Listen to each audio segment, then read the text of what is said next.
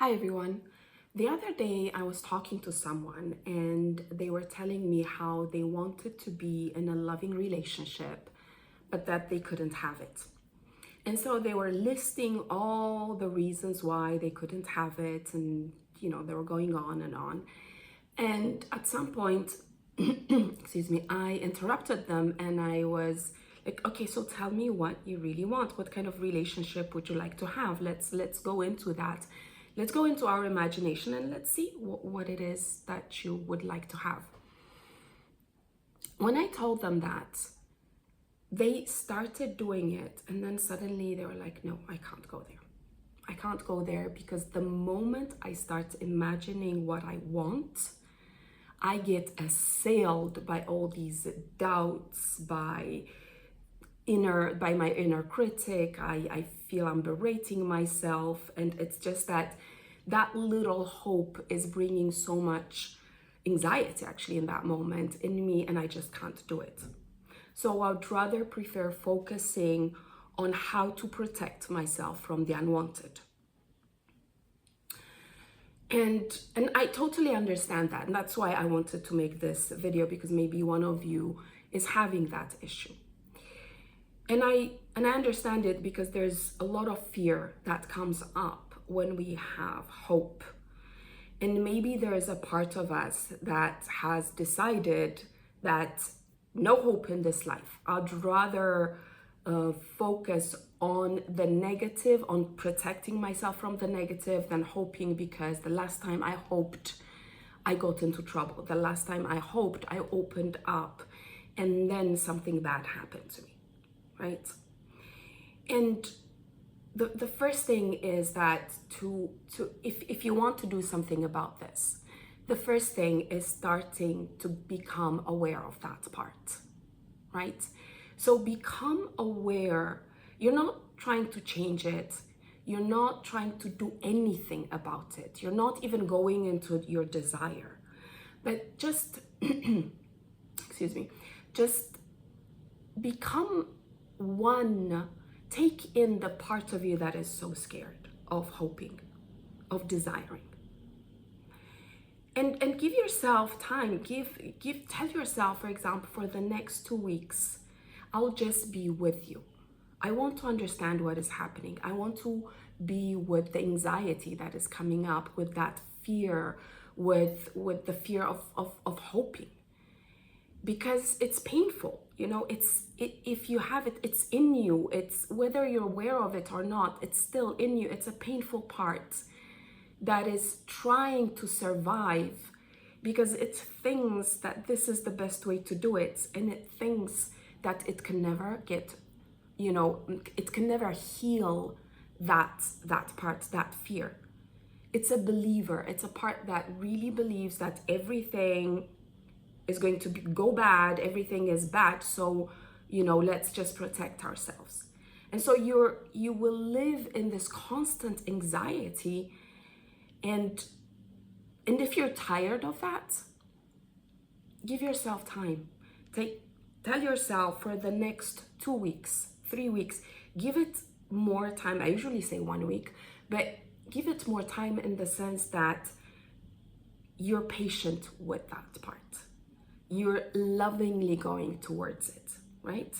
You're not asking anything of it. You just want to be with it. And so start telling yourself, okay, when I do feel hope, what is it that I'm afraid of? And it's in that moment when you ask that question, that part will start telling you. It will start enumerating all the bad things that happened in the past. It will enumerate all the reasons why you shouldn't hope.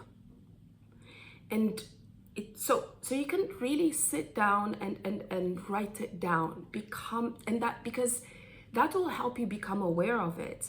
And writing it down, or even recording it if you wish, helps because it grounds you in the moment. You're doing something concrete, so you're not going all over the place, and you're writing it down. It's not anymore something ungraspable here, but now it's concrete, right? So you write it down. That's the first thing. When you do that, that feeling of anxiety will slowly come up, right?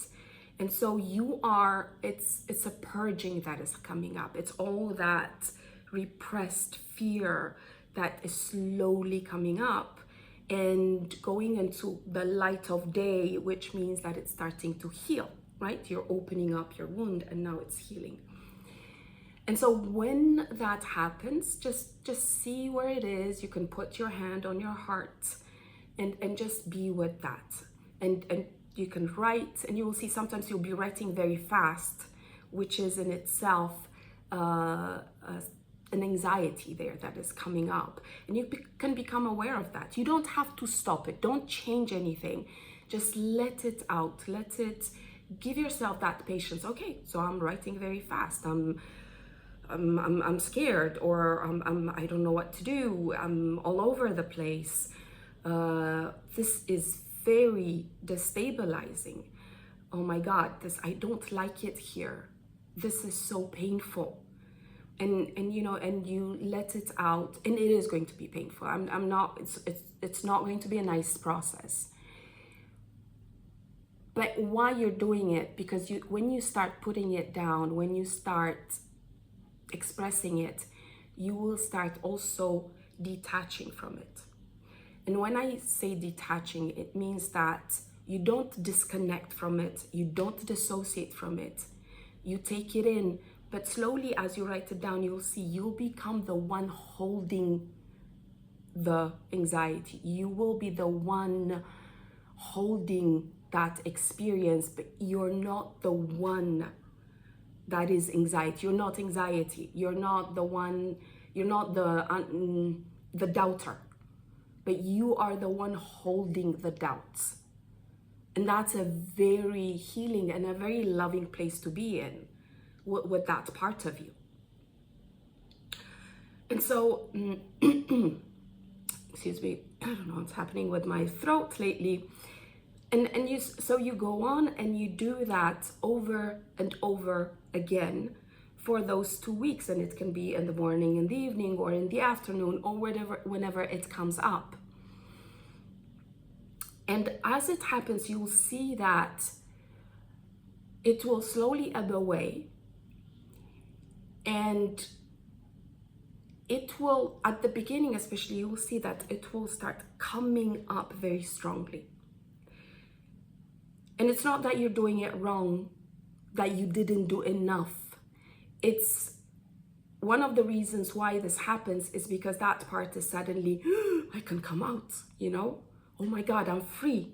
And it's, let's say, testing you. It's coming out and it's saying, can I actually trust her? Can I? Or is she going to, put me down again, right? So that will happen. That's the first thing. And even if at the beginning you have a resistance, take that in. Oh my God, I resisted you. Okay? Again, that resistance came up. I didn't know. That's the truth in the moment, and you take it in, right?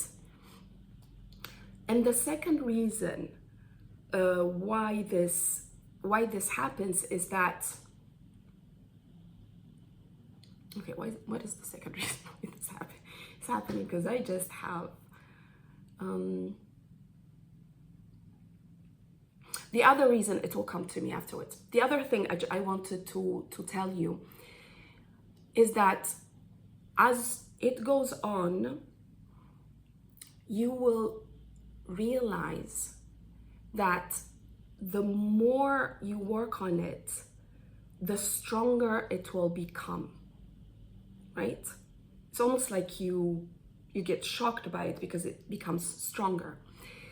And the reason why this happens, which is actually the second reason that I wanted to mention now, I realize.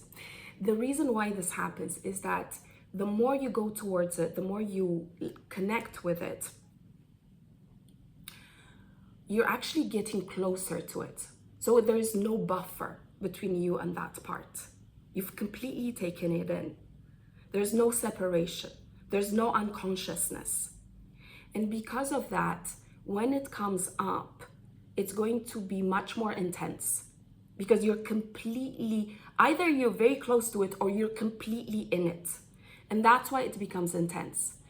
But the one thing that you can check, you will see that even if the intensity is very strong, it will be very short-lived. Even though in the moment you will not realize it, but try and see how much time passed between when it came up, you became aware of it, and it's, and there was a relief that happened. And you'll see even though the intensity is stronger because it's completely in you, and so it's normal that happens, the time lapse will be very short, right? So yeah, so these are the things I wanted you to realize in this. And so to wrap it up, if you want to do something, if you're afraid of hoping, if you're afraid of going towards your desire, because automatically there's a part of you that is just catastrophizing and, and is always sabotaging you, the first thing you need to do is to take that in. Forget about your desire, about all that. It will come. I mean, once you do this work, it's going to be much easier. Take in the part of you that is scared. Let it speak out. Let it live its life out. Give it time to heal. In spirituality, most of the time we think 1 hour of meditation, that's it, we're healed. That is not the way it is. It's not always an ongoing process. So give it time. And by doing this, what you're actually doing is that you're going from a fear-based mentality to a loving one. And you do that by every day being patient and being there for the one that is fearful in you, for the one that is so afraid to desire, for the one that got hurt. And if you can become that loving presence for that part, that is going to have an impact on all of you, because you'll start becoming loving and patient and all that with all of you. So it's going to be like a training. That part is actually training you to become more unconditional, more loving, which is usually the beauty of these parts that we're afraid of, that seem ugly at first. Okay, so let me stop here. If you have any questions, if you have any comments, let me know down below. Let me know how you deal with the part of you that is always catastrophizing and is afraid of, of desiring, of hoping. And if you need to, you can always come to me for a one-to-one sessions, and if you need more help, I can be there to guide you through this problem if you have it. Okay. So, Chuchu,